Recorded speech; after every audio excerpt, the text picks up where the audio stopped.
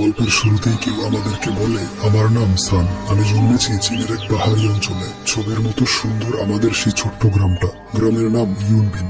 শীতের সময় বাড়ির ছাদে আর গ্রীষ্মে জানালার পাশে বসে থাকলেও গ্রামের অপরূপ দৃশ্যে যে কারো মন কেড়ে নেবে। মনে হবে রূপকথার রাজ্যে বসে আছেন। নানুর সাথে শৈশবের পুরো সময়টা কাটিয়েছি সেই গ্রামে। বাড়ির নিচতলায় নানুর একটা ছোট্ট দোকান ছিল। আমার মা বাবা কেউ নেই। ইউনবিন গ্রামে স্কুল জীবন শেষ করে শহরে চলে আসি। গ্রাজুয়েশন কমপ্লিট করে একটা ইন্স্যুরেন্স কোম্পানিতে চাকরি করছি।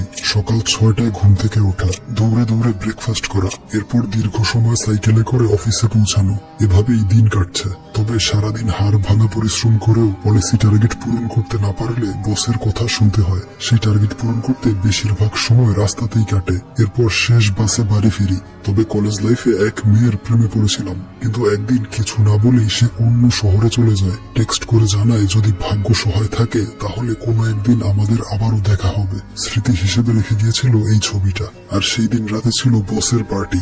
লেট করে যাওয়াতে সে ওই দিনও আমাকে অনেক কথা শুনিয়েছে। নিজেকে আর কন্ট্রোল করতে না পেরে বলেছি, কোম্পানির সমস্ত কাজ আমরা এমপ্লয়িরা করে থাকি, আপনি শুধু তার ফলাফল ভোগ করেন। এই শুনে সে আমাকে চ্যালেঞ্জ দেয়, যদি আগামী 1 বছরে 1000 ইন্স্যুরেন্স পলিসি করাতে পারি তাহলে সে আমার পা ধরে ক্ষমা চাইবে।